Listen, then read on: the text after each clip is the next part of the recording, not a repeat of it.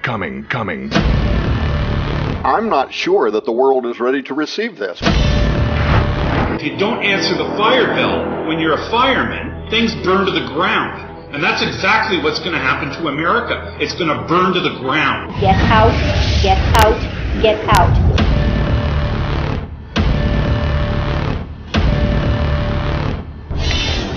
Recession, depression, currency wars, trade wars, and you know the rest, world war.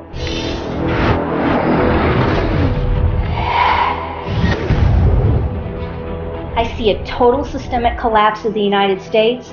I see a total systemic collapse of the US dollar and the financial system, which is why I urge everybody to get out, get out, get out. A $100 trillion economic extinction level event is about to strike America. Viewer discretion is advised.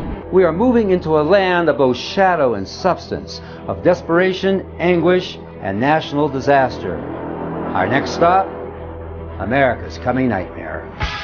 It's the final countdown.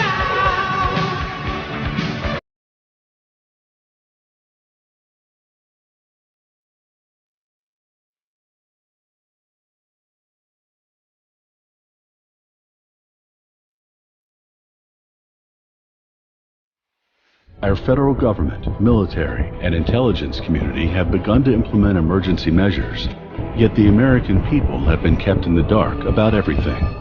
Recently, all 16 branches of our intelligence community have come together to release a shocking briefing that contained an alarming consensus. These agencies, that include the CIA, FBI, Army, and Navy, they've already begun to estimate the impact of the fall of the dollar as the global reserve currency, and our reign as the world's leading superpower being annihilated in a way equivalent to the end of the British Empire post-World War II.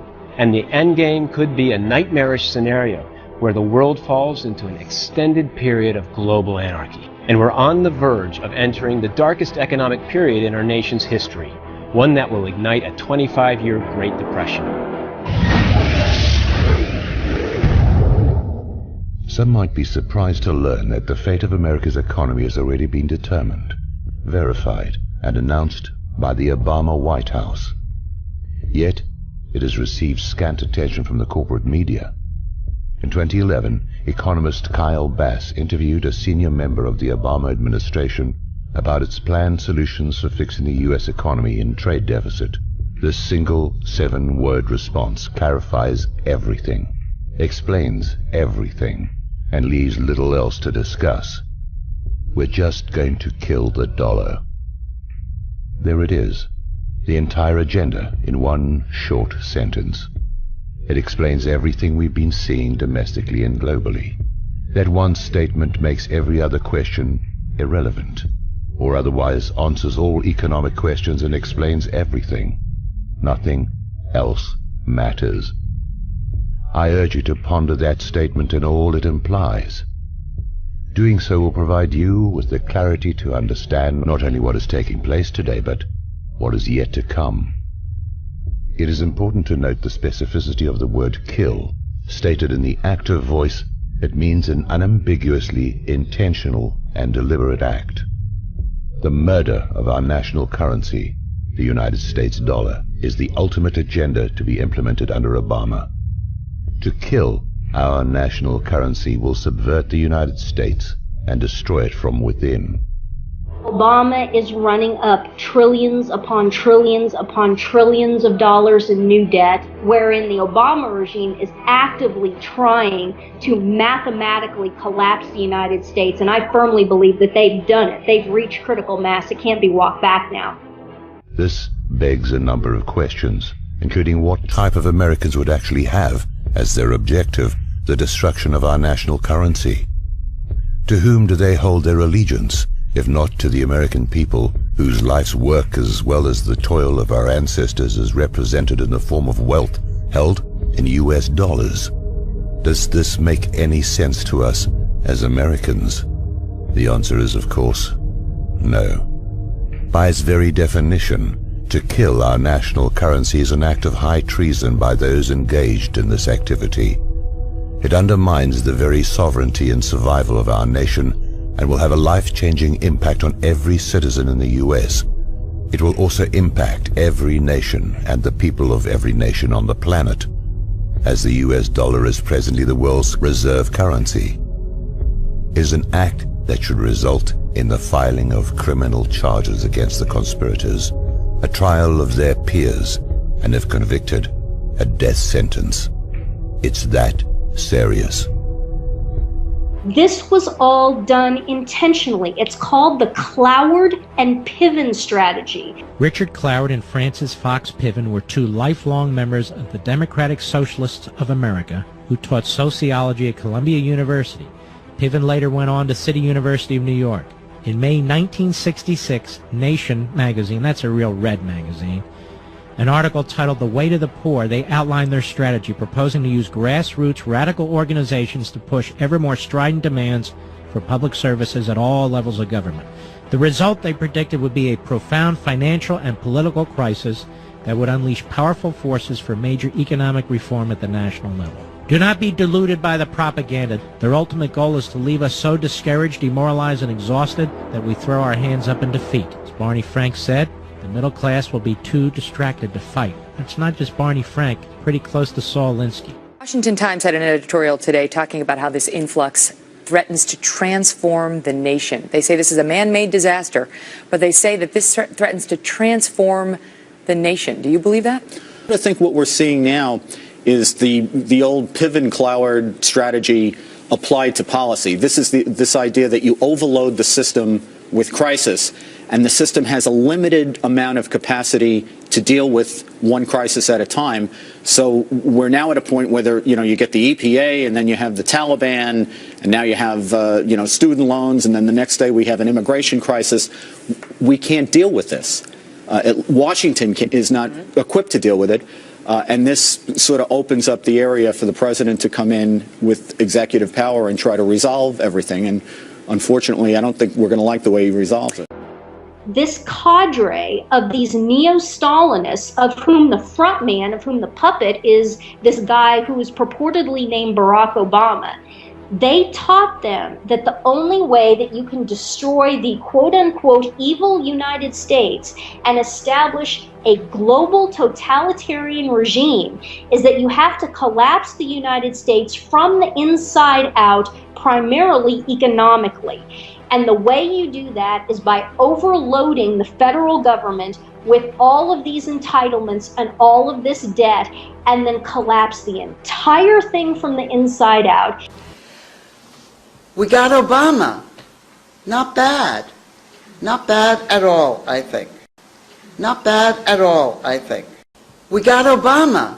Not bad. We are past the point of no return.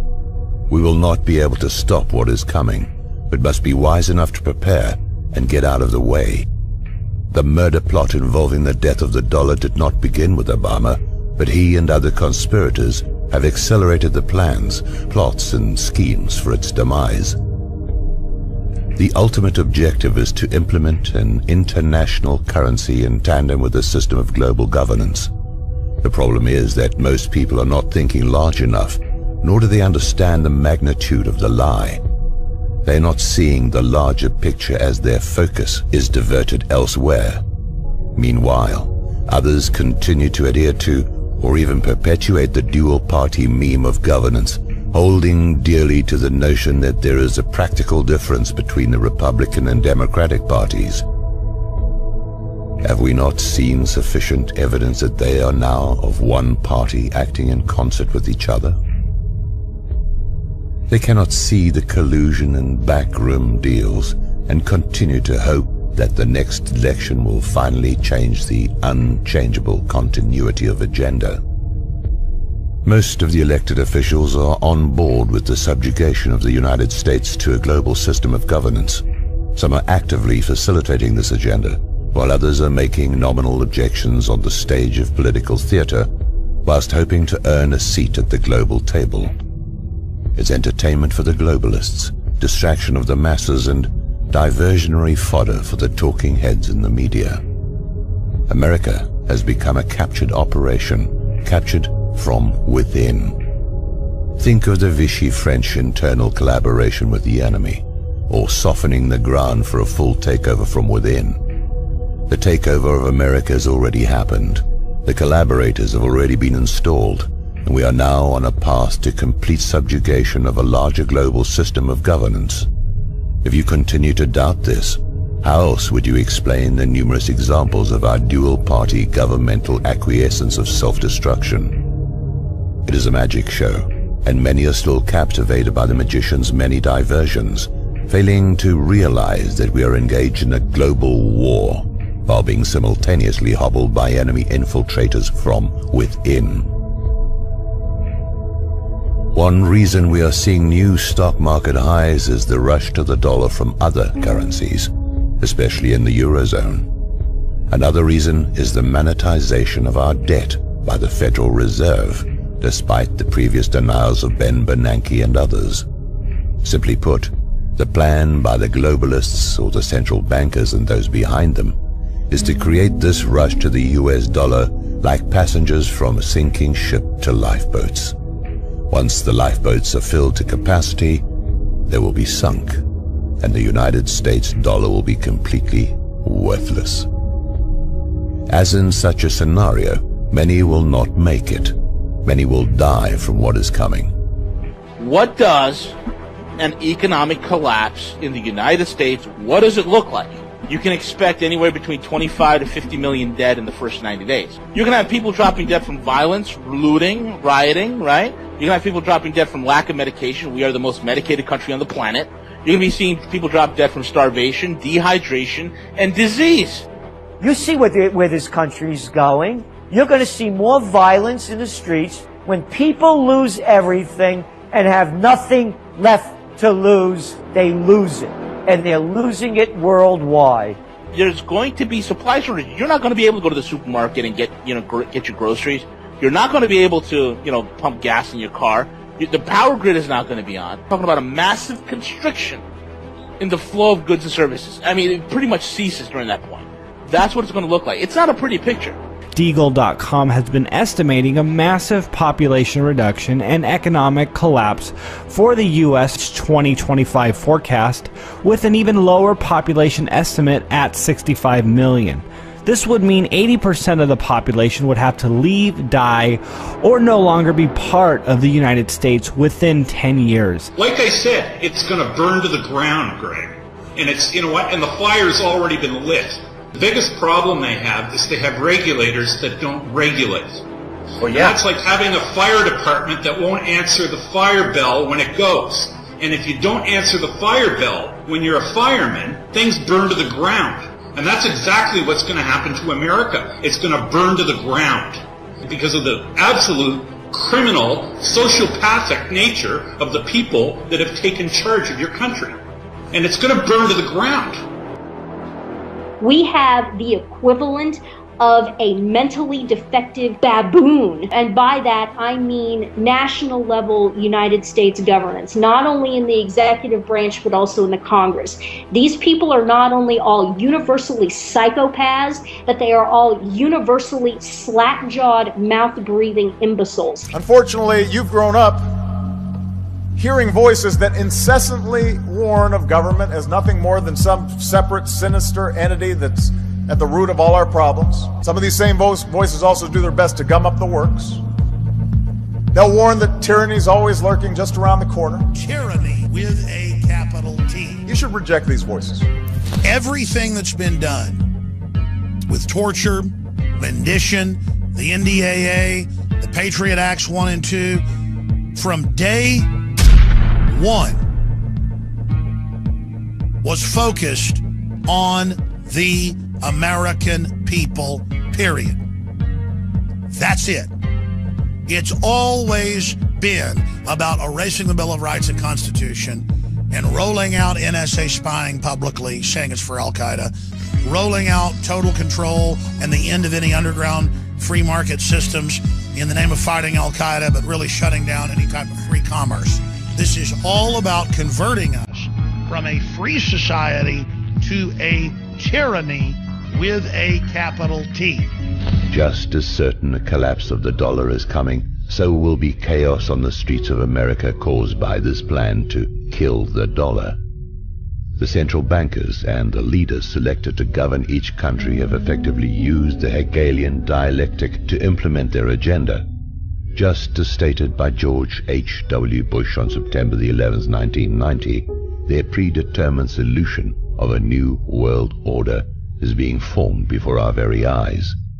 They've told us what they are doing, but we have chosen not to listen or failed to understand what was being said. The U.S. has always been the firewall against the globalists. By their persistence, infiltration of global elitists into our government, and covert subversion from within, we are being led to slaughter. There will be some who dare to resist the pillaging of our bank accounts, the erosion of our rights, and the enslavement that comes with the dismantling of America. The dust clouds visible on the far horizon that watchmen have been reporting for decades can now be seen as an attacking army of barbarians, whose fighters are now on the ladders and cannons are breaching our empire's outer walls. Who knows how long the inner walls of our empire will survive the next wave of their coming attack. Perhaps Ernest Hemingway said it best in referencing John Donne from his novel of the same name. And therefore, never send to know for whom the bell tolls. It tolls for thee.